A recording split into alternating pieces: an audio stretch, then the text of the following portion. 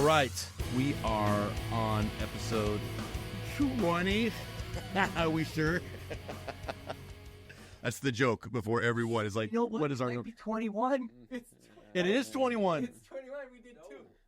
It's 20. We did 18 and 19 yesterday. It's 20. Okay. Wow. I think nobody knows how many episodes. You could make it 21. Who knows? Episode number 20 or 21. Yeah. Hey, we're glad you guys are here. Another episode of BramRadio. And, man, this week is awesome.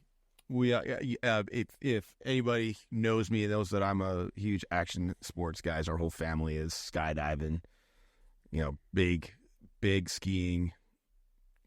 Man, I got kids that are skaters. We do what else? What else is there, Sam? Yeah, fight family. We do a lot of jiu-jitsu stuff and MMA stuff. Water skiing, wakeboarding, you name it, we're in it. But one of the things that has happened recently for me and my family, as a result of the bad influence of some of the people around me, one of them is sitting in this chair over here, is motocross.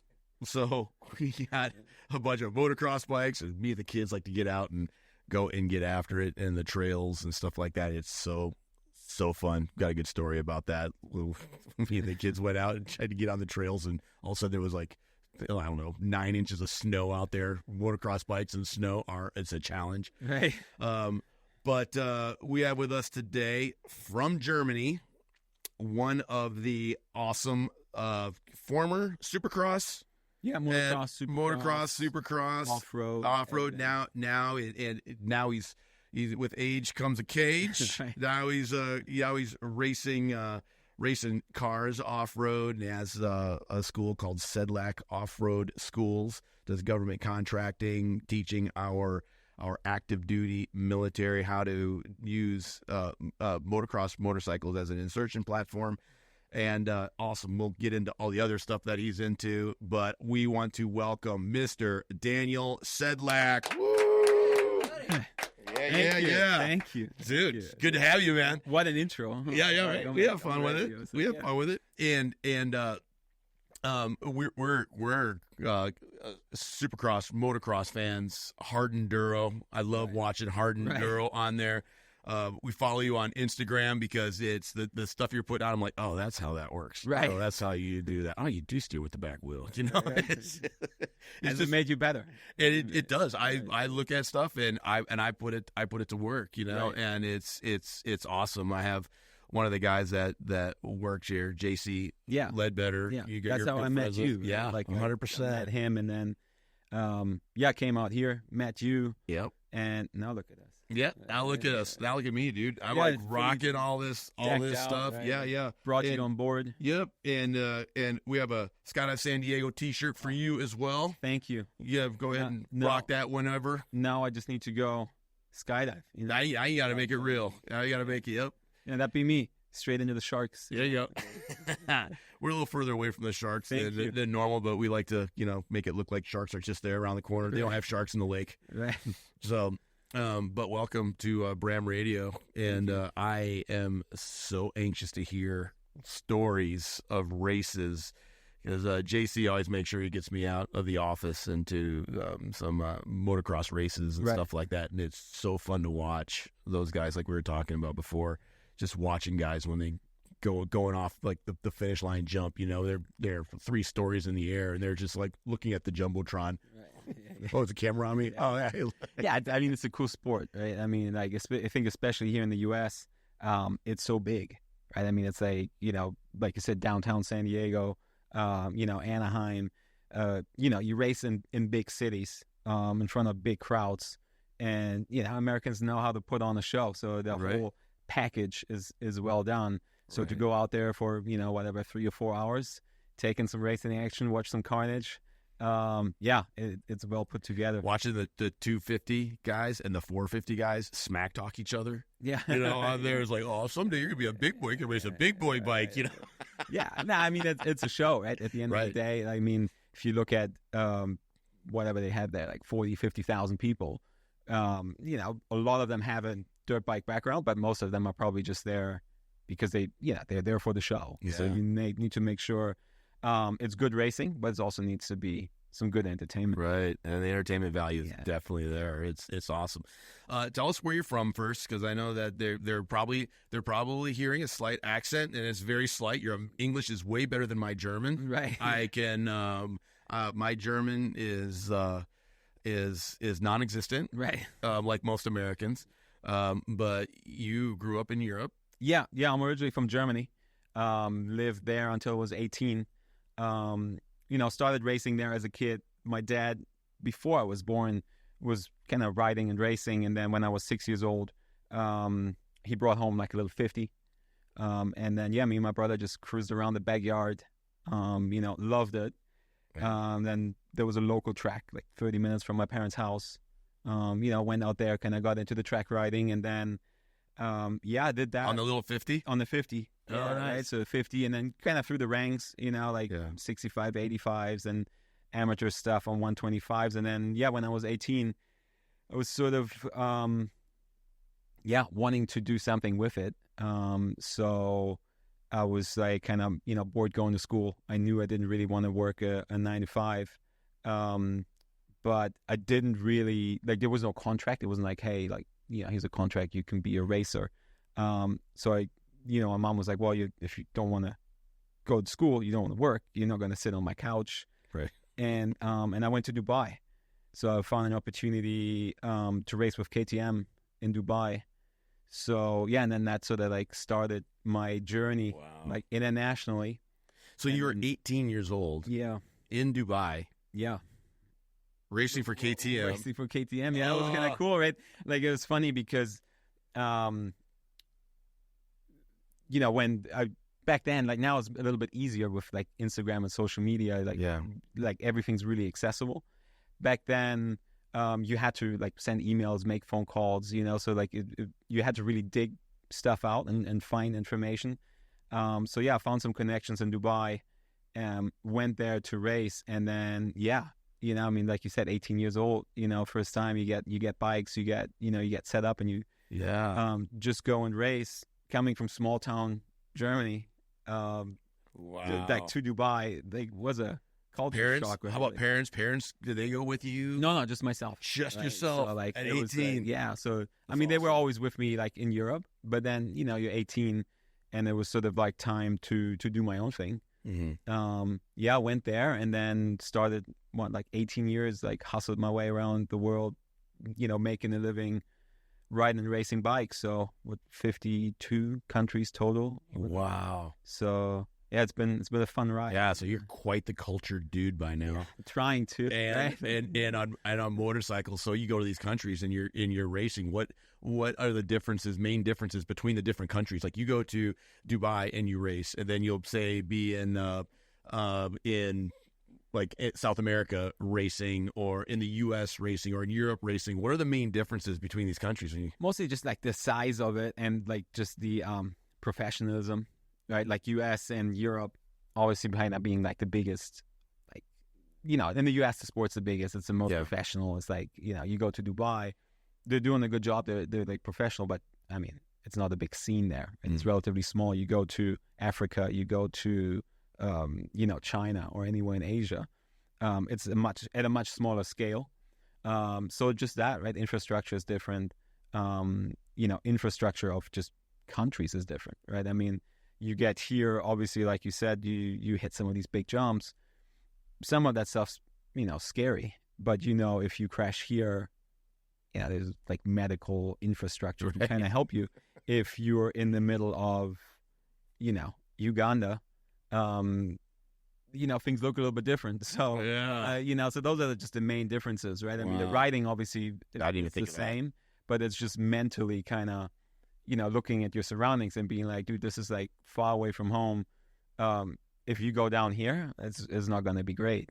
So, that's sort of over time when I started traveling, that was the biggest adjustment, right? Just kind of realizing okay, you want to race, you want to do well, but at the end of the day, it'd be also cool to kind of, fly out of here and in one piece. Yeah. So, that's mostly it. Bikes are pretty much the same around the world.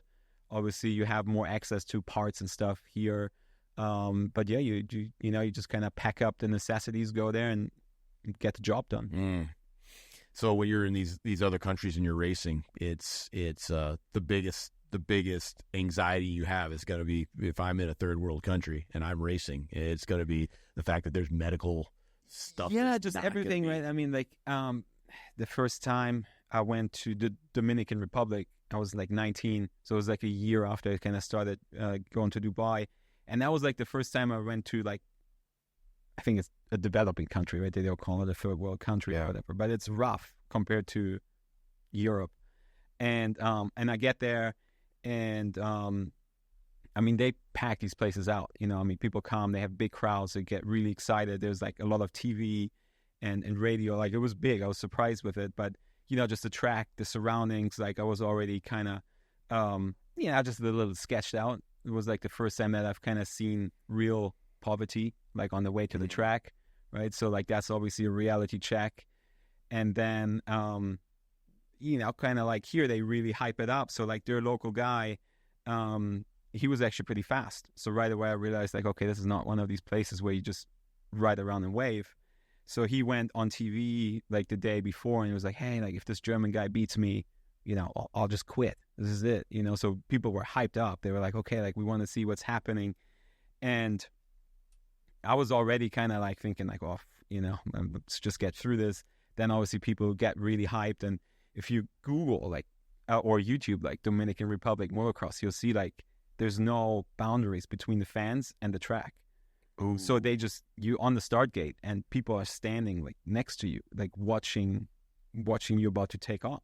And they're like, they run on the track. So it's like old school, like rally, like people are on the track and you come up to a jump and the whole jump is just people. Oh. And then as you kind of go up, they start jumping like off the track. I've never seen anything like it, right? So like, I'm like, what are we doing here? Because I was expecting them to like stop the race and like put people in their place, right? And then we'll go again. And they're like, nah, this is how we do stuff. And yeah, that was kind of one of those things, right? Like we were just sitting around and, being 19, I was like, first time kind of like that part of the world. And, kind of. Is that on YouTube? That specific race? No, but there's other races from that. Because that was like 07, 08. But there's races from that track where it's like What's the track called? If you just type in like Dominican Republic, like motocross, like you'll find it. It's wild. Can you find that? And people get into it, right? So we're sitting, like with the team, and this guy comes up, and he had like a leg amputated, and was like, I had an accident. And he's like, hey, I'm a former champion here. I used to ride, and I'm like, oh, cool, that's awesome. And I asked him what happened to his leg, and he's like, oh, that jump back there, like I crashed and then broke my leg, had surgery, got infected. And like at that point, then I'm like, oh, like, kind of what you think, you realize like, oh, this is really like happening out here. Yeah. So yeah, I made it through, obviously, I had a good, like looking back at it, like I would like to go there now with like more international experience, right? Just kind of knowing how to handle it better. Yeah. But yeah, back then, like as a 19-year-old like kid, yeah, I was ready to get back. So did you beat the local guy? I did not. He was fast and he was like taking chances. I think I got third in the end. But yeah, he even came over here and did some supercross and stuff. So he was a pretty good guy, pretty fast guy. And then obviously when you go to their backyard, they know what they're doing. Mm-hmm. And they're, I mean, for them, it's normal, right? Like where you and I go there and we're like, oh, it's pretty rough. Yeah. Like that's their home. Like they're like, yeah, what do you mean? Like we're good. Yeah. So yeah, like good experience, everything. But for my first time, sort of like, like I said, like third world type of stuff, eye opening. Right. Like coming from Europe, it was a different world for sure. Yeah.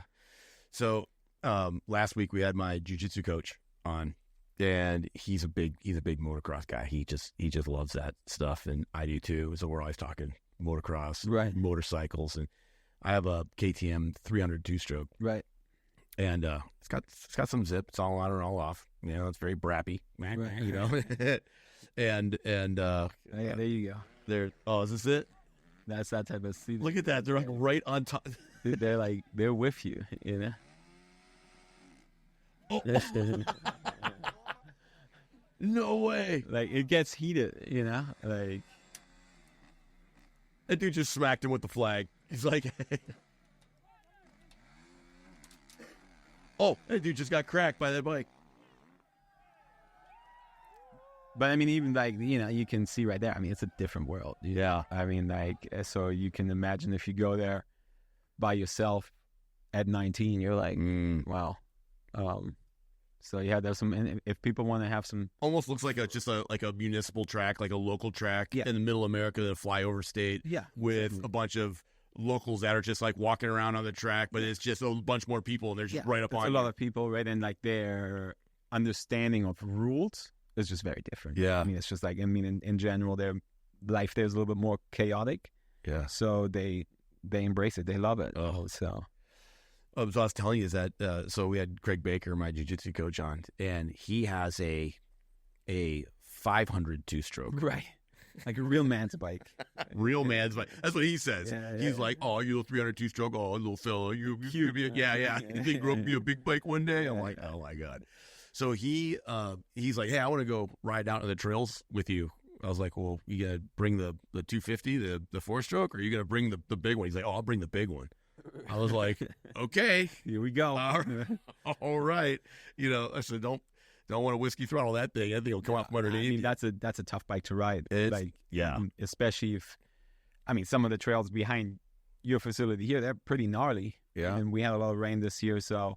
Get a washout, it gets rutted up. Yeah. Might have to take some time off from jiu-jitsu after right. he gets that bike stuck out there, you know.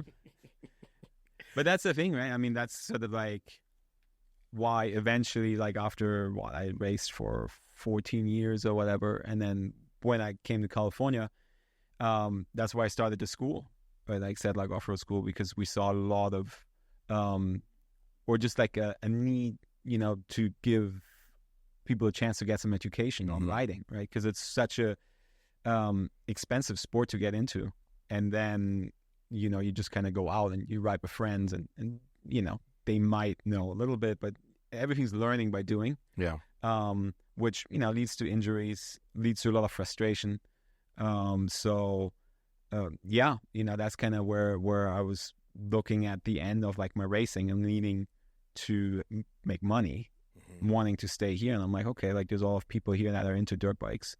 But there are some schools, but I really felt like there was a good niche for me to jump into. And yeah, and that's, you know, then eventually kind of transitioned from racing to like riding bikes, and then so like the business side of things. Yeah.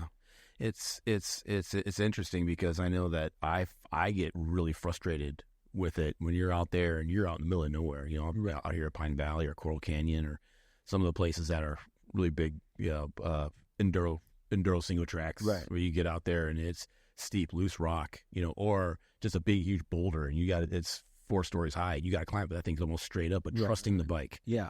That's using the bike, right? I mean, like that's the thing. People wrestle the bike when, I mean, it's 200, whatever you're riding is 200 plus pounds. Yeah. It's not going to work, right? You want to use the bike to get through the equipment. Right. But it's interesting because if you look at, you know, you can buy a surfboard, you can buy a set of golf clubs, and you go out there, you're not going to catch a wave or hit a ball. But I feel like in those sports, it's a lot more accepted to go take a lesson.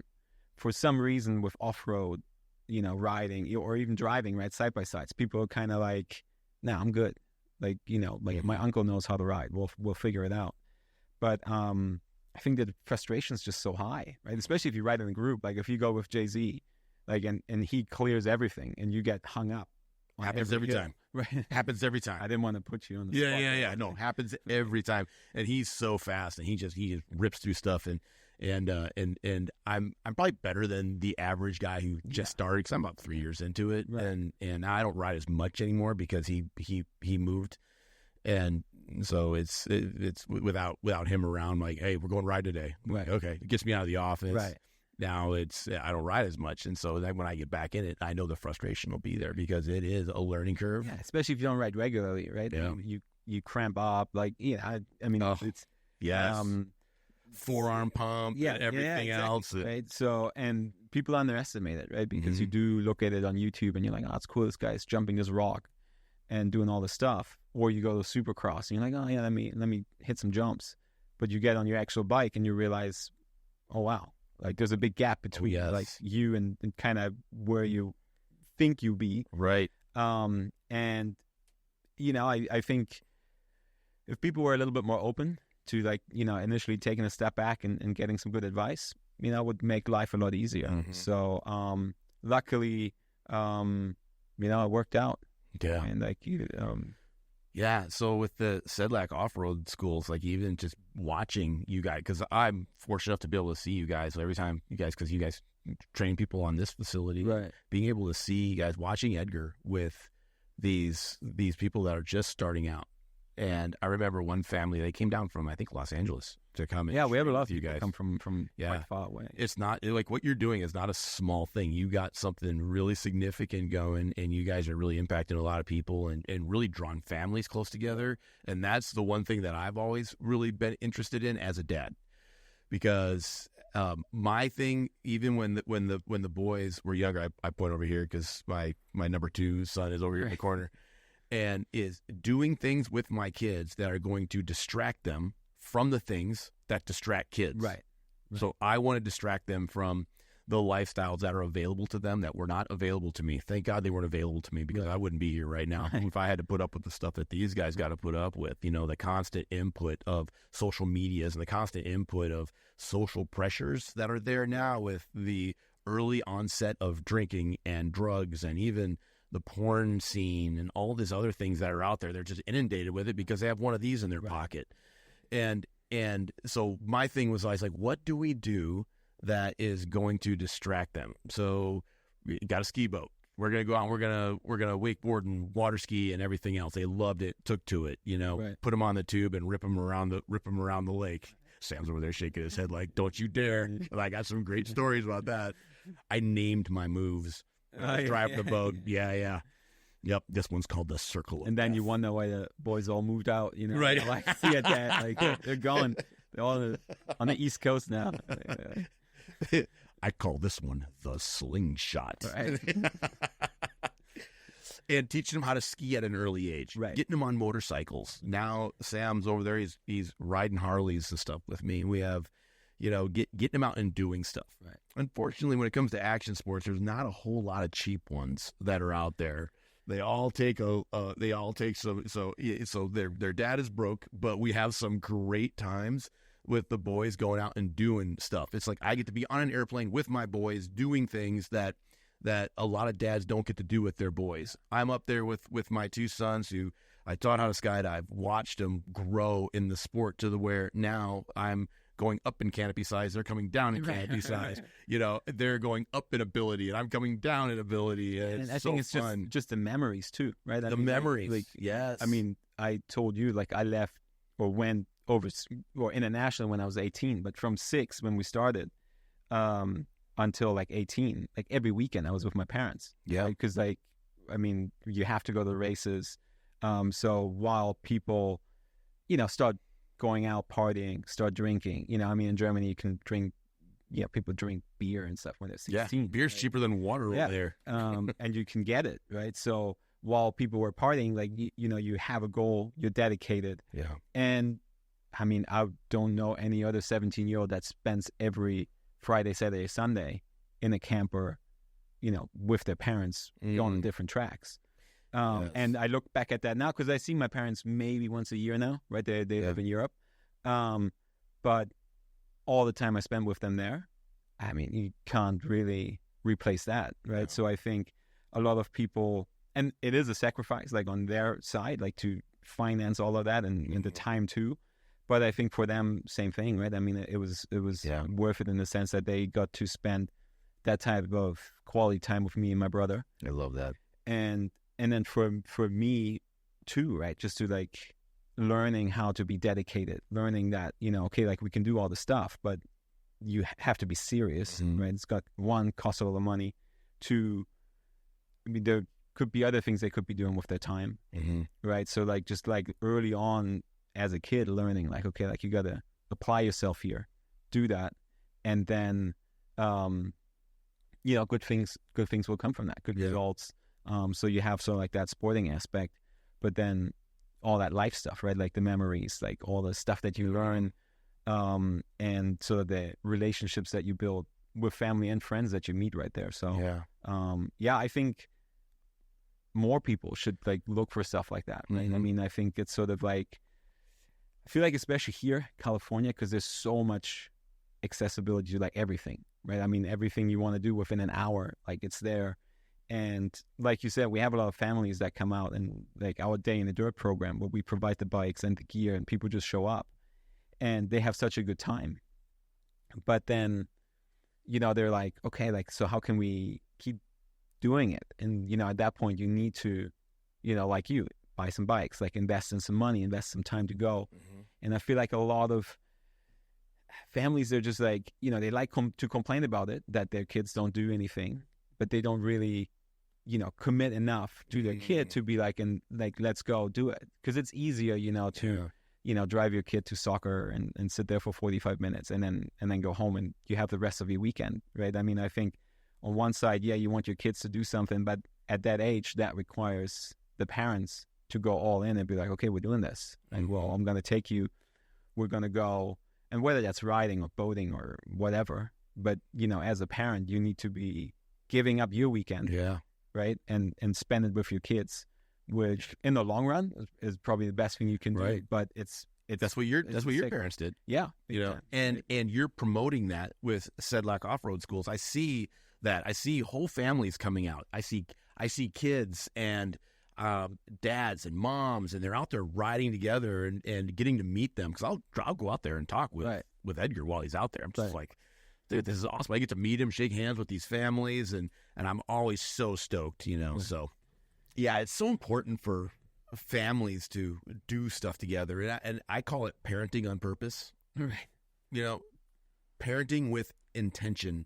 Doing things with your family that, it might be a little bit of a nut roll. You got to go to the store and you got to get some ice and you got to get some soft drinks and you got to get some gas in the boat, and you got to go buy some ammo.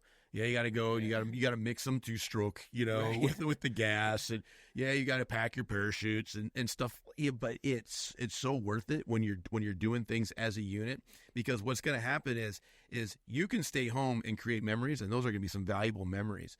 But the further away you get from the center and you start venturing out, the more of an adventure that it becomes. When you start adding adventure to your venture, right? And a venture, like my venture is business. I have a venture in dealing with my children and in my marriage. I have this venture. It's like an enterprise. It's like you can look at it as a business. You can look at, but when you add something to it, right? Add venture. Now you're starting to get outside of those rings, and that adventure is going to open the lumen up for things to happen, good and bad, that you're going to be able to handle together. And there's something about, like, we always talk about the fight game. We do a lot of fighting. Sam and I have squared off a lot. We put on the jiu-jitsu gear, get down in the garage, or we just go to the gym, and we'll go on and we'll roll and we will train. And it's dealing with the adversity. You have somebody else creating adversity. How you deal with that adversity, it transfers over a lot into life. And even with motocross, there's problems that are created that you have to solve, and they're happening every second. It's like, maybe it's, I have this hill climb coming up. I'm going to go ahead and get my speed up here so that I'm not like just spinning, trying to gain my speed as I'm going up. And you do these decisions and problem solving and negotiating and as the adversity comes, knocking it down and deciding, do I want to go this way and do I want to fight that battle, or do I want to go this way and deal with this obstacle, and just going through that and teaching your kids to deal with adversity, but you're doing it in an arena that's fun. That's one of the things that I love about watching Sedlak Offroad Schools out here, watching you and Edgar teaching these families, because I get to see them, like, what was it, maybe a month ago or something like that? You guys had a family out here. They show up in their big Sprinter van. They had their bikes in the back, and the kids were chilling in the back. They had just been out there riding for an hour, and I needed to get him a radio because I think we had an aircraft coming in or something like that. And I took a radio out to him. I said, "Hey, if this thing cracks off, just say again your last. Whoever's calling will repeat it because you're not going to hear it over the bike." And when the kids was standing there, I said, "Are you having a good time?" That kid just lit up, and he's like, "This is the best time ever." I said, "What's your favorite sport?" He goes, "This is it. Right. This is it." I said, "You want to race one day? What do you want to do?" And he was just like, I don't know. I just want to get better now. And he had such a healthy perspective. And when he was talking, I could hear, because I know Edgar pretty well now, and that's a quality human right there too, and the way that he instills that into these families that are coming out. Hey, you don't have to be me. You don't have to be Daniel. You just be you. But you want to do this and you just want to do it better, but I'm going to show you how to do it safely so you can have fun and you can avoid hospital trips and stuff. And just listening to him talk to these guys, it is so amazing. That was kind of like one of the ideas behind that program, right? Because for us, it's a passion. Like, we've done it for a long time, but like, you can still remember like that. Like, I still remember the first time I rode that little bike in my parents' backyard. So yes, for us, it's a job, right? And today we have a family, and tomorrow it's another new family. But I always tell my guys, I'm like, look, for these people, like, that's the very first time ever they're going to ride a dirt bike. So yes, for you, it's just another Wednesday. But for that kid, that's like day one of, and not all of them will stick with it. But I mean, especially through, 2020, right? We had so many families come out that wanted to kind of get outside and do something. Yeah. And so many of them ended up buying a bike, and we still see them now, right? They come back with their own equipment and do courses like 4 years later, and the kids are actually really progressing, right? And the parents are excited about that, because especially at that time where, kids, they weren't doing anything. They weren't going to school, right? They were really kind of isolated. They found a way to get outside, do something cool, and get their kids excited and, committed to something other than just, sitting on their phone all day. Right. So I think that, besides the safety part, besides kind of like all the riding stuff, it's just cool to see, also for us, just to see, because sometimes, we ride 6 days a week. So you're like, it's just kind of repetitive. And then you see these kids and you're like, that's why. That's it, right? Like, you kind of remind yourself why you're doing it and why it's fun and cool, Do you ever get back to the basics and still just go to the track and just have a day in the dirt? Just go out there and just load it up and just go out there and just ride. It's funny. I just had that conversation with Edgar like the other day. It's like, I was just thinking about it, and I'm like, dude, the last time I just rode, like, no work, just riding for myself, it's 2.5 years ago. Oh, really? Maybe. Like, kind of like that transition. It changes, right? Like, when I was young, I was riding like every chance I got, right? When I came to the US, I was like, I need to ride all the time. Now, we'll run the business. We'll do that. We'll do courses like 6 days a week. So it's very rarely that I have the urge to go and ride. Yeah. Besides, like, and it's not so much the riding, it's just more everything around it, right? Getting stuff ready, like, we live by the beach, so you have to commute like 2 hours to go riding, stuff like that. I mean, it sounds lame now. Like, if I would be 20 right now and listen to this, I'd be like, wow, what a dork, Right. Just go ride. But like, you just get older. I mean, I think I started professionally riding at 18. I'll be 36 this year. So like half my life, it's been my profession, right? So you just kind of look over like quality over quantity, right? So I mean, like, we'll do some good riding. I mean, like, some of the tracks and stuff that we ran for our training, we get some good seat time there. But it's the same thing. Like, I see Edgar, right, and we'll work all day, and then it's like 4 p.m. and he goes off in the hills and just puts in another moto. And I'm like, that was me like 10 years ago. So it's interesting to also kind of see that change, right, where you go from like riding is like why you do it, and then you kind of transition more into like, okay, like, the business side of it is now almost more interesting to me than riding. So yeah, it's cool kind of like, to see yourself and see how the interests change, right? So like, dude, I can completely relate. I remember when I was a younger guy, 25 years ago, I couldn't wait to go skydive. Right. I was out there. It could be raining. I'm going to show up with my rig and I'm going to sit in my car and hope the rain to the clouds are so that full of hole. Right. Get an aircraft through it that we can get out. And I can get up and we can get out of the airplane, and then getting all my getting the instructional ratings and doing it just so I don't have to pay to do it. Now I'm going to get paid to do it. Right, exactly. And then getting on a pro team and getting paid to skydive and everything else. To now it's I look at the airplane and I'm like, I should probably go up and just air it out, see how I'm doing. And no, because I have to pack a parachute. I got to walk out to the airplane. It's going to take me 10 minutes to get to altitude. And then I'm going to jump out. Kids are going to be flying all around me and everything else. I'm just going to be burning a hole in the sky. I'm going to open the parachute, become ripple landing, and then I'm going to go and I got to pack again. Right. I don't know, And I got out of the SEAL teams. I was like, people would ask me, "Hey, Bram, want to go dive?" I'm like, "No." Right. No. Well, why not? Well, I mean, I got to put on a wetsuit, and I got to clean gear when we're done. And I mean, it's fun, but it's not that fun. And it's just it. So now for me, just like you, it's the business aspect of things is the most interesting. And I think that's just a natural transition, right? Because we see it because the people that come to us, they do it once a week, right? It's their hobby. But once it's your job, it's different. Right? You need another outlet. Like your job cannot be your hobby forever, right? So eventually, that's why I started racing the cars, because I knew I still wanted, talk about that. I still wanted to race. But eventually, physically, you get beat up. Dirt bike racing is pretty tough on your body. Mm-hmm.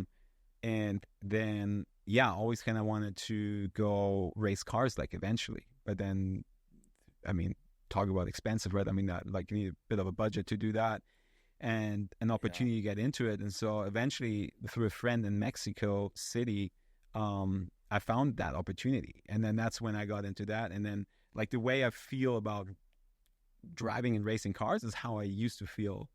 If you tell me right now, hey, you want to go to the track this afternoon, I'll be like, let's do it, right? It's sort of to have that feeling again. Still somewhat related, right? It's still motorsports. So that's kind of how that came back. And then just, we're still wanting to race, but not necessarily wanting to get hurt, being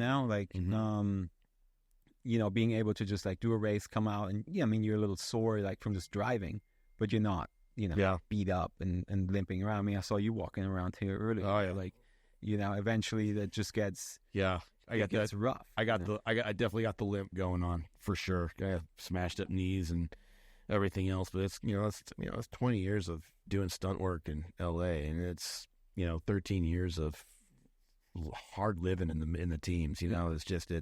I get that. When you're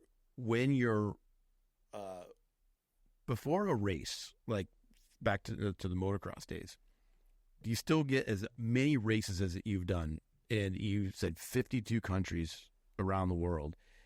Is there a race that stands out to you that is just that's the one that it was I was glad I got out of that one with everything working? Is there one thing that stands out? Not just a couple, right? For different reasons, right? Sometimes you kind of ride through injuries or whatever, and your result on paper is not that great, but for yourself, you're wow, that was really good. If I think one race that I just always remember is I went to Malaysia, and it was I was invited to compete there, and it was the monsoon challenge, and I was yeah, that sounds cool. I'll go there. And then when I got there, I realized it's called the monsoon challenge because it's monsoon, wet. It's raining. So we're there for a week, and it was raining nonstop. So that track was just an absolute mud bath. And I ended up winning that race, but it was crash on the start. So you're kind of covered in mud, last place, and then you just kind of pick your way through 30-minute race.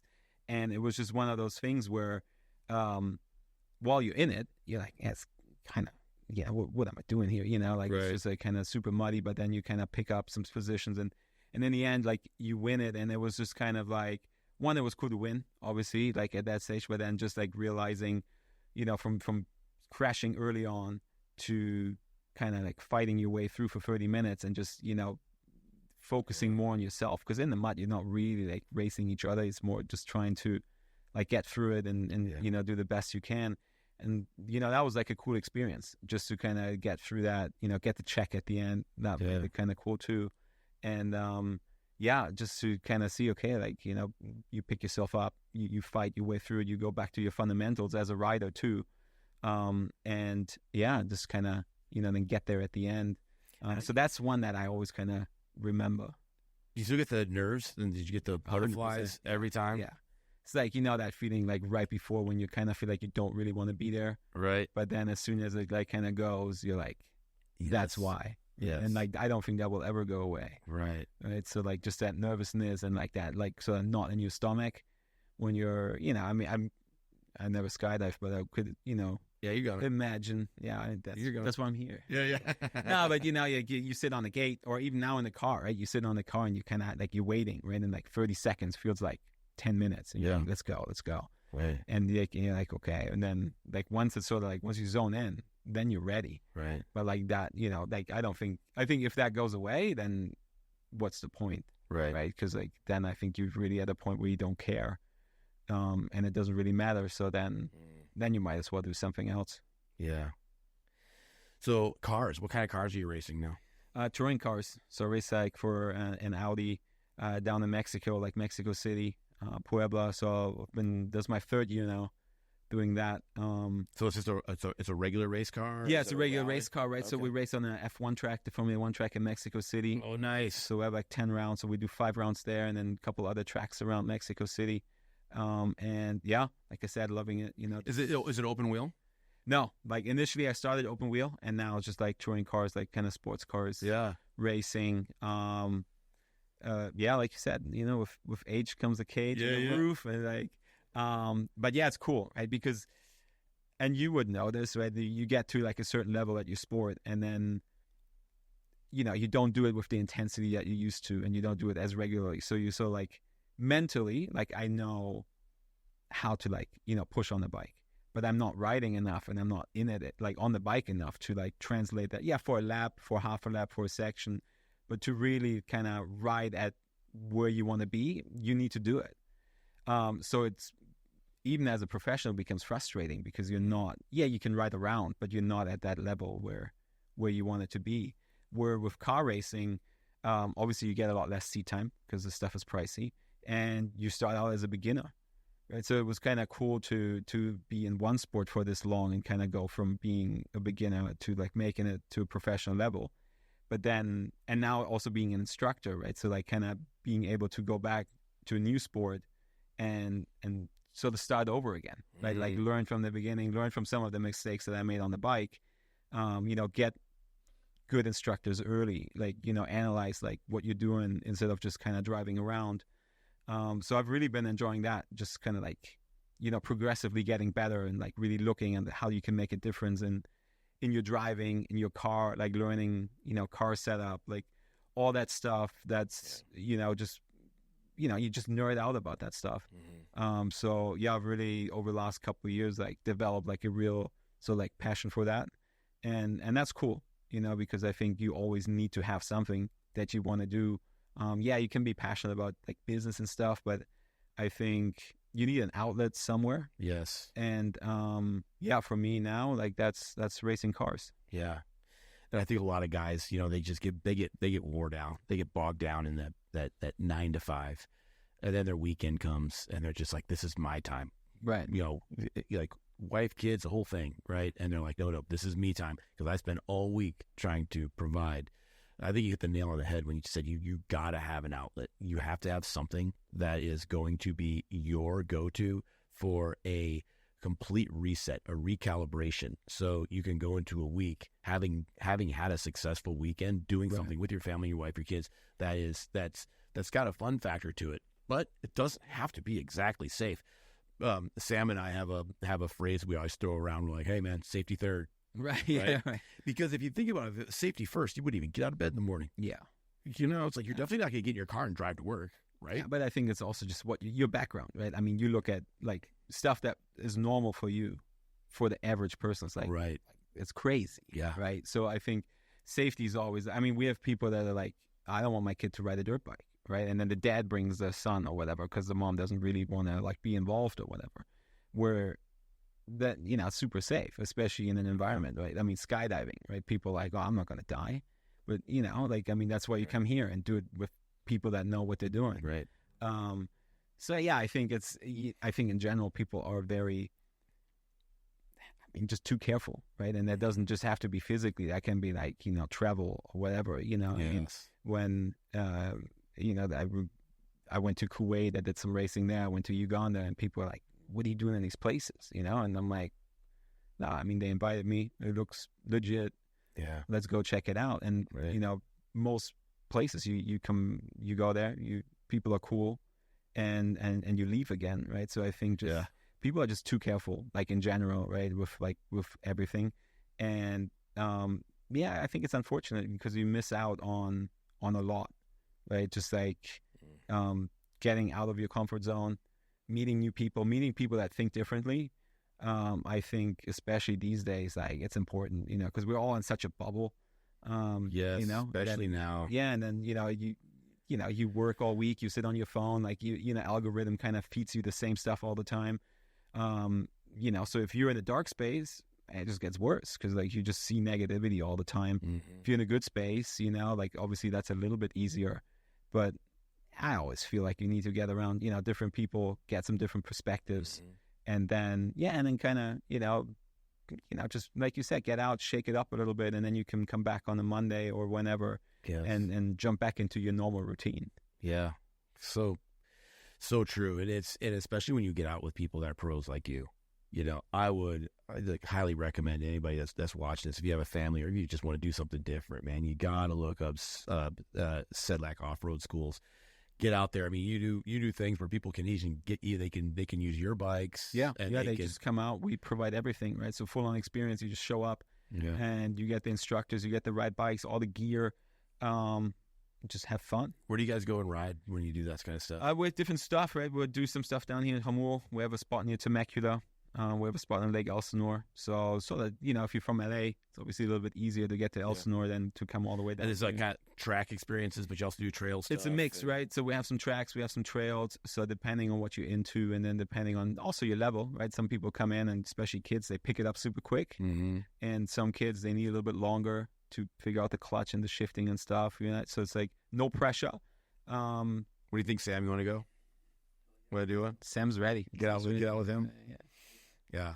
His dad doesn't let him. His dad doesn't let him. This one is long overdue for an ER trip. Yeah. It's like... No, don't say that. Don't say that before he comes to us. It's long overdue. So, but I think that's... I mean, it's... When for us, when we say safety third, we know what that means. Right. It's like that you're kind of putting it out there a little bit, but you're doing it in the right way. Is bad going to happen? Yeah, but it can also happen at an intersection where someone's not coming to a complete. We got to stop. We got an intersection down the street from our house. Right. There's no stop signs. There's no stop signs there. And when you have when you go up to that intersection, you gotta creep, because there are people that just go ripping right through there. And when we're on motorcycles and we're going through that intersection, it's like I'm always like slowing it way down and letting that mom go ripping through who's in a hurry to go get her kid from soccer practice, But it's what you said earlier, right? Like to learn that judgment, right? I mean, Sammy's not going to jump on his dirt bike right now and go for like a 60-foot triple. Like, yeah, he can watch the YouTube video and he might want to do that, but, he's smart enough to be like, okay, that's like way above my current skill level. So you start with like a small You would. Like, yeah, sitting in here, we're all like very brave. Like once you roll up to it, it's like a different story. This one, the other day, he was just like, hey, Dad, I think I'm going to try a backflip. Right. He was out in the office, out here in the main office. Backflip or dirt bike backflip? No, backflip standing like on the, and he just did it, and he made it. Everyone's like, oh, were you out there for that? I think you... Sammy's known how to do a backflip. No, yeah. Why can't he do it on the podcast? That was his first one. That was his first one. No, actually, it wasn't, because you did it at home, and you did it basically on the cold concrete in the cul-de-sac. That's where you did it for the first time. So, how old are you? 20. Yeah, see, that's the beauty of being 20. All right. I also don't buy it. You don't think that he's gone on some trampoline at some friend's house? Oh, trampoline. Oh, yeah, trampoline's easy. I could do it on a trampoline. No, but when he would try it, the first time he tried it, you were probably, 12, 13? He did it at the gym on a mat. Didn't make it. We were watching the video yesterday. So the other day's like, all right, I think I'm going to try it again. The other day, this is probably a year ago. Sure, but to go and send it just on a concrete, and this is your first time doing it. That's it. That's what drugs. You're going to be a great parent, dude. Seriously. That's the stuff you need to, yeah. And I was like, hey, you want me to spot you? He's like, nah. I'm like, my man. Yeah. Like that. I was just walking back to the garage, get the car keys. You know? He's all hyped up, you know? So, yeah, but that's how we do it. You know, we'll be on the jiu-jitsu mat, and he's looking around. I remember you were probably 13, 14 years old, and there's this big dude. He was 320 pounds, 6'4", 320. Not the most in shape guy, but his name was Seth. You remember Seth? And Sam's looking at him. I saw him watching him the entire time we were out there training. Everybody just kind of rolling with everybody. All of a sudden, Sam just walks up to this dude's like, "Hey, want to do a round?" And the guy's like, "Seriously?" Sam's like, "Yeah, let's go." Like, just find the biggest dude in the room and just go fully into it, full commit. You know, so that's why when you say, I mean, he's not gonna go do a 6-foot triple. I'm like, I looked over at Sam. Sam's like. Nah, but I think and it like you mentioned before, that judgment, right? I mean, like he wouldn't pick out that 300 dude if that was his first day in the gym, right? Like he went there, he kind of has an idea of his skill level, and then you try, right? But that's sort of like that safety third, right? Mm-hmm. I mean, like you build up to it. You're not gonna never skydive and then go. And free fall off like a building. You do the steps necessary, and then that stuff becomes fun. Yeah. Right. So like someone else's absolute limit is your just baseline. I was talking to a guy this morning, a buddy of mine that owns another drop zone around here, and we were talking about jumping into stadiums. Right. And the guy's got 25,000 skydives, and he was like, jumping into a stadium is nuts. Right. He's like, no. He goes, how many stadium jumps do you have? I said, probably a couple hundred. He goes, how do you, like, what about wires? What if you miss a wire? I'm like, hey, you miss a wire, it's probably going to kill you. Right. I don't know if you miss a wire, in other words, if you don't see it and then it hits any part of your body, your canopy or whatever, it's probably going to kill you. I have friends that have hit a wire and powdered every bone from his belly button down. And he'll never be the same. He's walking, kept all of his limbs, but he's got joints that are fused now, and he's not as physical as he once was, and it's part of the game. It's a risk you take, and there's something about that makes you alive. Right. When you're walking that line, you're that close to something that could be death. Right. But the more you do it, and then you're doing under professional instruction, you start to feel like, okay, I can do this. I have had times where I'm just I'm watching you and doing jumps and stuff like that. I'm just like, yeah, I could do that in my mind. Like, I could do that. Right. Mm-hmm. I'm on the ski hill, and I'm just and I've been skiing my whole life. I'm a pretty decent skier. Right. Yeah, crashed this year for the first time in 20 years, and Sam was right there to film it and enjoy it and laugh and think it was absolutely, absolutely funny. And this is not it. And he thought it was absolutely funny, and he could not wait to just freaking douse me with snow. And he needs to let you know. Yeah, but I see stuff like when you guys are doing what you do, and I'm like, yeah, I could do it. I was out at Coral Canyon, and they have this little section over there where it's still trails, but there's a lot of jumps, right? And there's some kind of flyovers, so there's a trail here, there's a jump that goes over the trail, and I was like, oh yeah, all day, I was gonna do that. I got up to it, and I was like, not today. Yeah. not today. I'm not doing this, because there's a piece to doing a jump that I did not take into account until I was about to go and do one that big. Right. Little ones, that little 4 and 5 footers all day. I'm okay with that.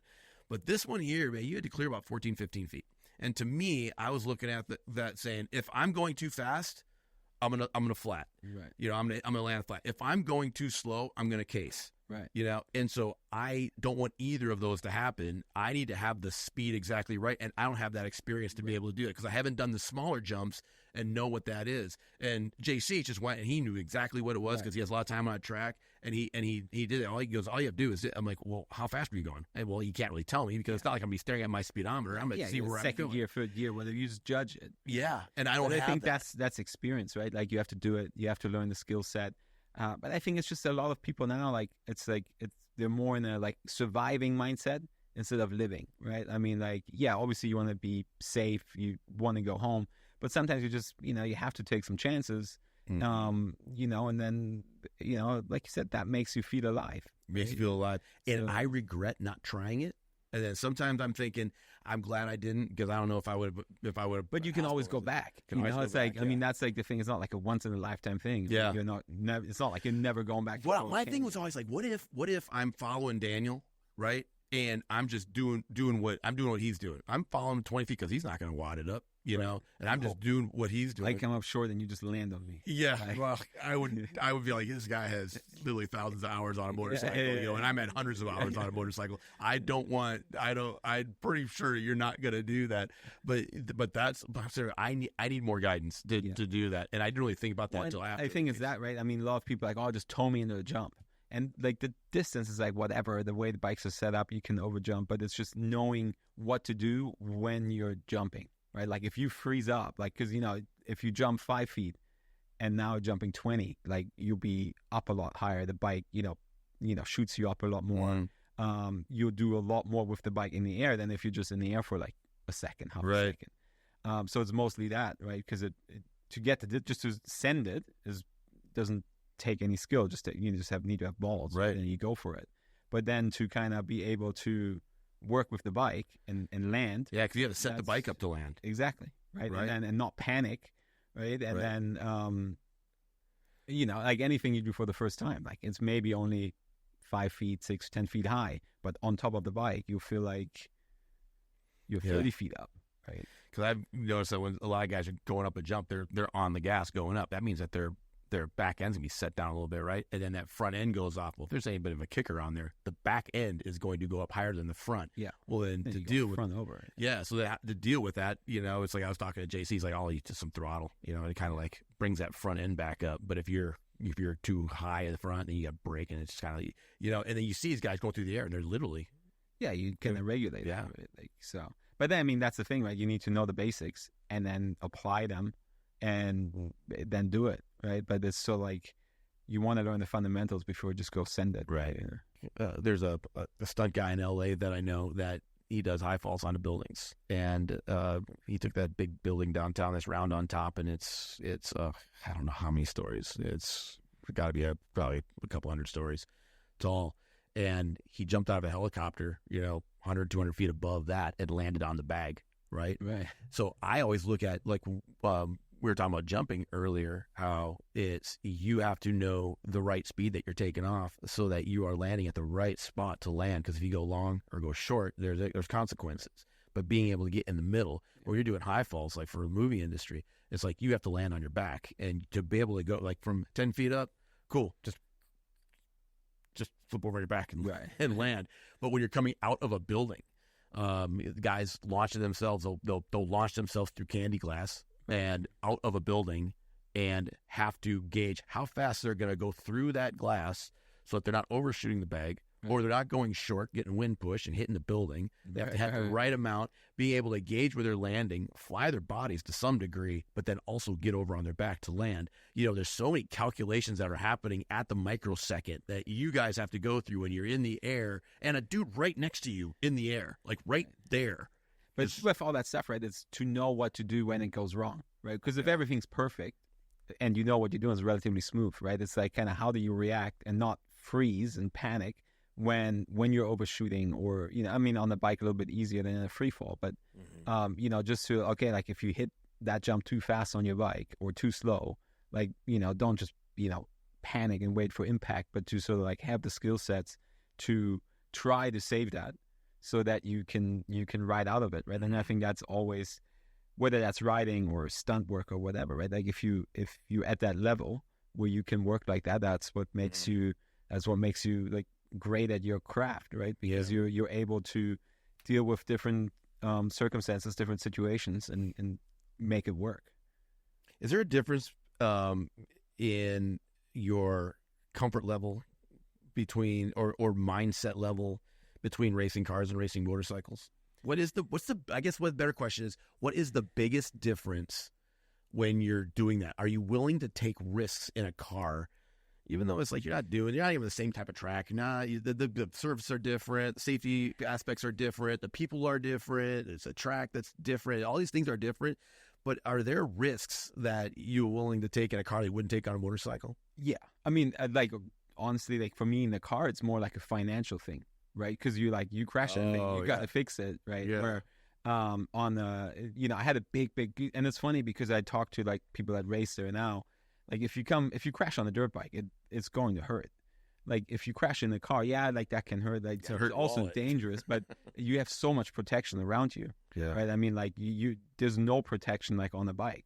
So yeah, I mean, obviously when you come around the corner and there's like a wall or whatnot, like you're scared, right? That you're not going to go flat, or even if you have to, like you kind of think about it. But in general, it's a lot easier to take chances like in a car than on a bike because just the consequences are so much bigger. I mean, because in the car, you crash, but I mean, you have a lot of padding around you, right? I mean, I don't want to crash a car either, but I think it's definitely easier to kind of push your limit there a little bit, because I mean, most likely you're going to walk away where you mess up a jump like that. Either way, it's going to hurt. It's just kind of like depends on how much that's going to hurt. How do you train in a car though? Because it's not like you can get. Like you pretty much just race in Mexico, right? Yeah, you just go to the track, right? And so that's what I was saying earlier, like with a dirt bike, like if you want to race, I mean, you're on the bike 4 or 5 days a week, like really going through your routine. Nobody can afford to do that in a race car, right? So you have limited testing, you have limited track time. So it's a little bit easier to, kind of, you don't compete with people that are driving like every single day. You're not cramping up as much. Like if you get arm pump riding your dirt bike, like it's over. You're not going to be able to efficiently ride, and like you don't deal with stuff like that on the bike in the car. So you can go and like progress. You have your data set, so you can look at your data in between races. You can study your video, and then go back and kind of pick up from where you left off. But you're not as rusty as if I don't ride my bike for a week, I really feel my reactions being slower, right? It really takes me a little bit to get back into my rhythm. In the car after like a lap or two, you like okay, like we're back at it, and then so I think that makes that easier, right? Yeah. Like to get back into it. Obviously, the higher your level, right, the more you want to do it, the better you want to get. Margins get a lot smaller, and that's when you sort of like back to where the dirt bike, like once you're looking for a tenth or half a tenth, very small margins, and the room for error is a lot smaller. You need to be a lot more precise. So I'm sure as I progress in that world, it will get to that point too, where it's like it's not as easy to just jump in and kind of get back to your baseline. Right. Tell me about your family. My family here, or just in general? Here. Yeah, just my wife, right? Just so your wife, right? my wife's from she grew up in San Diego.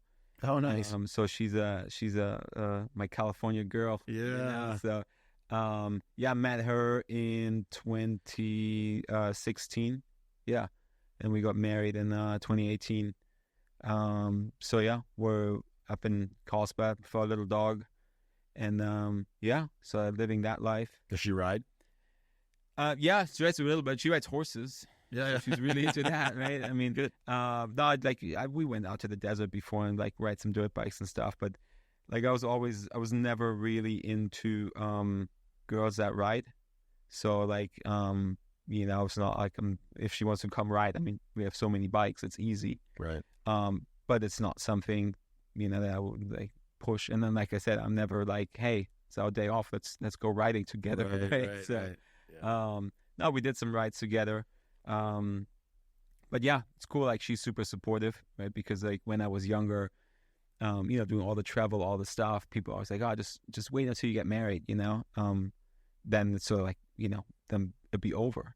And I was just like, nah, like I don't think so. But then when I met her, and she's cool, I'm like, hey, I'm gonna go race in Mexico next week, and then the following week, I'm gonna go do an event in China, and it's like, okay. Like, she understands it's my job.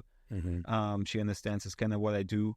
So it's nice to have that support and encouragement, right? So like knowing that I can go there, do that, and not have to, fight my wife at home or feel bad about going. Right? It wouldn't be enjoyable if she's mad and I'm going there. So, I'm lucky in the sense that, I always kind of surrounded myself with, very positive people that encourage me to do what I wanted to do, starting with my parents. And maybe it is because my parents were so supportive when I was younger that I look for that in people around me. And so I don't find myself in a situation where, I have someone that doesn't want me to go or doesn't let me go. Yeah.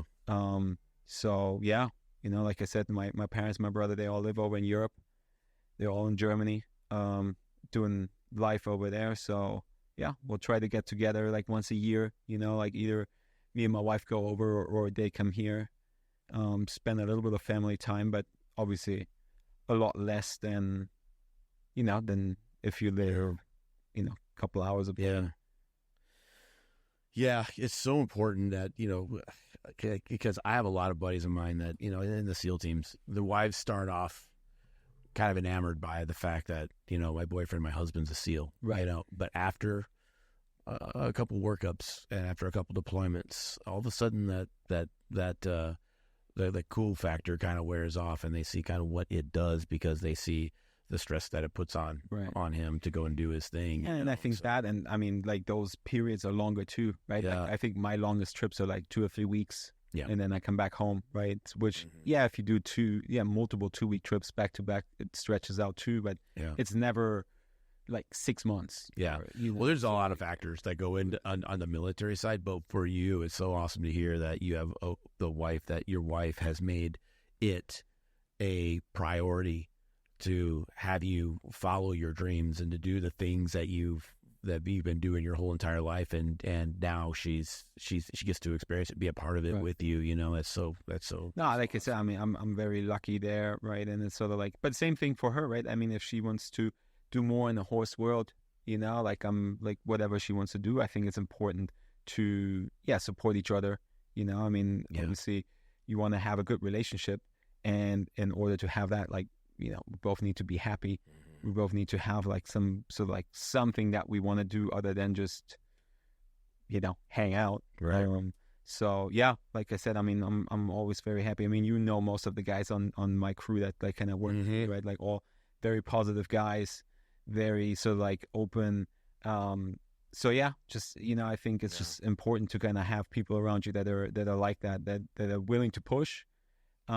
But also just kind of, keep the big picture in mind. And, I mean, if we all are able to kind of, live our dreams, then we're happy. We're able to show up on Monday and put in some good work. Tell me about your team really quick. Tell me about, like Edgar and. Yeah. So, Edgar, right? Edgar Koda, he won the Baja 1000 last year on the bike, won the Baja 500, won the Baja. So he won a bunch of stuff. We've been working. Which people think, I mean, just to put that in context, it's not just, Baja 1000. There's a lot to that. There's a lot of moving parts. There's navigation. There's adversity, and there's like there's being able to navigate this thing so you're doing it right. And he did it Ironman, right? So it's just him. And it was last year, I think it was 1,300 miles, right? So, and I mean, I always get this wrong. It's either 37 or 39 hours. So either way, so he was on the bike for like a long time, at a minimum 37, and he won the race, I think 7 hours ahead of second place. But you ride dirt bikes, to be on your dirt bike, start at night 2 a.m., ride 24 hours back at night, and then add on, another 13 hours. So you ride for 2 nights, a full day, nonstop. Obviously, you stop for gas. Like that was massive. Like I was kind of like, I don't know how he does it. Like, I don't think I could ride for that long. Yeah. So I mean, he's an animal. He's a great guy. We're working on smile. Always smiling. He's a happy guy. He's a happy guy. No bad days. I love it. Dedicated. We're working on the project for him. To kind of go to race Dakar, the Dakar Rally. Nice. So I mean, he's still young, right? He's only 25, 26. So he has time. He has a lot of potential. Very likable guy, so it makes it easy to help him out. So you need to have him on so he can tell you some stories about Baja. Yes. And then, so I've been working with him. Like, we've been doing stuff together now for 6 or 7 years, like a long time. And then, it's all like friends, right? Duran Stapleton, he's an Australian guy. I met him in racing in China in 2012. And then I stayed with him and his dad when I went to Australia. And then, now we're both here in California. So he's doing some instructing for me. Dylan Gasak, he went with me to that race in Sweden when we raced those electric bikes. All professional riders, cool guys. And like I said, just this like positive dudes, right? So like willing, they all follow their dream individually. And, with Sedlak Offroad School, I'm kind of like able to give them a position to where, okay, they can do their racing, but they can also make a living. So like in between. Right. And when I started it, I was like, that would have been cool, like for me to have, right? Because I told Edgar, I'm like, dude, look, like you can go very far in racing, but if you run out of money, it gets really tricky, right? I mean, like motorsports is expensive. You need to have some sort of income. Racing doesn't really like pay that much. But if you can, do it as a living, like every day, and then, pick out key events, like for him, the Baja 1000 to then really like shine, you can make a lot happen with, a relatively small amount of money. And then, that way really kind of put yourself on the map. It's cool to see. It's cool to see the guys enjoying it. It's cool to get the client feedback, right? Because I'm not at every session. Yeah. But then to, get the email and be like, hey, Dylan was awesome. Edgar was awesome. Great guy. I mean, if you look at our Google reviews, people are loving it. People are loving the guys. So, it's cool. Like, I think we're all excited, so like because it kind of grows every year, we come up with new ideas. It's awesome to do it and then do it with friends that are also, appreciate, what we have. I mean, like I said, some days feel like work, but man, could be stuff that's a lot worse, Edgar's amazing. I remember one day he texted me, he goes, hey man, I left you something inside the door. And I went out and looked and he left me, he goes, I was looking at your bike. You need a new front tire, man. And he brought a front tire and he put it, leaned it against the door in the front. I was like, man, you'd have to do that. He's like, oh no, dude, it's an honor, man. I really appreciate you, and thanks for letting me train out here. And he left me a tire. It's on my bike now. Right. Yeah. No, but that's the thing, right? I mean, we appreciate you, and that's so like all the connections that you make through the stuff, right? I mean, like we met you, and we're like, hey, like, can we come out and do some training? You're like, yeah, of course. Like, just roll out, like, use it. Yeah. If we're not busy, it's perfect. But like you find these people, like like-minded people, like yourself, that you understand like small business struggle. Okay, like you're able to give us a hand, so we can help some of these kids, help some of these guys. As families come out and enjoy it. So. I'm a strong believer in kind of you attract like what you put out, right? So I think that's how you get to connect, with people like yourself. I love it, and I enjoy seeing people out doing things as a family. To me, that fills my tank. Right, being able to see like a mom and her. Well, it was a mom and 2 or 3 boys, and one of them was a little guy.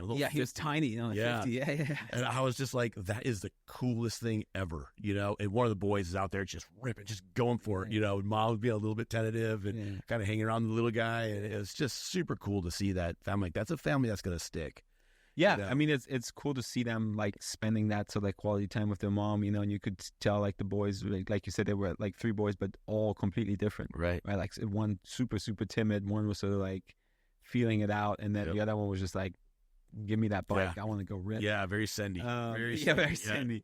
And I guess as an instructor, that's sometimes a little scary, right? Because you're like, they've never ridden, so like they have no ref. They're like, if I crash, I crash, and then. So like they, once or twice they slide out, and then they start to realize, okay, like, maybe like tame it down a little bit. But I mean that's kind of like how you got to see Edgar out here a lot, and I mean I think it all works out perfectly, for all of us. We gotta get Edgar in here so I can wear my Sedlak Off School. Yeah, Offroad he has School gear his again. merchandise, the Mexican tornado. Oh, does he? Yeah. Oh, he has wear the that. shirts, he Wear has that. That'll be awesome. I'll bring it. It's like guys at Viewpoint Brewing. Mexican tornado. They have the Mexican tornado lager like on tap. Do they really? 6-pack, yeah. You can buy it there, and yeah, that's so like towards his racing, right? So I mean, they've been sponsoring him now for a couple of years, and then yeah, he needs to bring you. I don't know if you drink beer, but even if you just put it in the office, he has the cans. It has him on there, like with the Baja background. It's pretty cool, dude. My last name's Bramstead, dude. Yeah, German last name, dude. Of course I like beer. I thought you like a straight shooting, like jiu-jitsu monk. You know? Beer, no jiu-jitsu monk here, dude. No, I love beer and everything else. I have my limits, but I do enjoy a good beer. We'll get in to bring some, but yeah, same thing. You know, like connecting with these guys at Viewpoint. Has been when he does it, we'll have beer up here. We'll drink a beer while we're doing it. Yeah, exactly. He can drink a beer on the podcast. Yeah. But yeah, so I think it's cool to see like all these different people come together and make some cool stuff happen. Yeah. Daniel, how can people find you? Instagram, Dan Sedlak, or just Sedlak Offroad School. That's where we have all the riding tips. Website is sedlakoffroadschool.com. And yeah, shoot me a message, send me an email. Send me a DM. Always happy to connect, and yeah, hopefully see some of you guys out here riding. Yeah, absolutely. If you guys want to ride, if you want to learn how to ride, do it safely, safety third. You want to do it with professional guys that are gonna just look after you the whole time. They got all the gear. They're gonna show up naked. They'll figure it out from there, you know. And they're gonna take good care of you. This is definitely an experience that you'll want to have. And you're hanging out with pros, you know. It's like we hang out with people at the top of the top of the food chain, apex predators in a given specific business model, action sports brand, an area of life that you haven't really experienced a whole lot. You'll definitely want to get amongst that. But Daniel, thanks for hanging out with me, man. Thanks, brother. It's been super fun, and I love the stories, dude. I can't wait to have you back and let's pick up where we left off, because I do have a ton of in my mind. I have all these other questions I have. I'm like, I don't have that kind of time, man. We gotta wait, you know. And so I'll have you back. We'll definitely want to have Edgar in here and talk about mindset with him. You know, being on the bike that long in the dark. Oh, I was like, he must have seen some demons out there. I always joke about it, but like I always tell him, like, dude, you gotta. It's gonna be TED Talk, you know. So, yeah.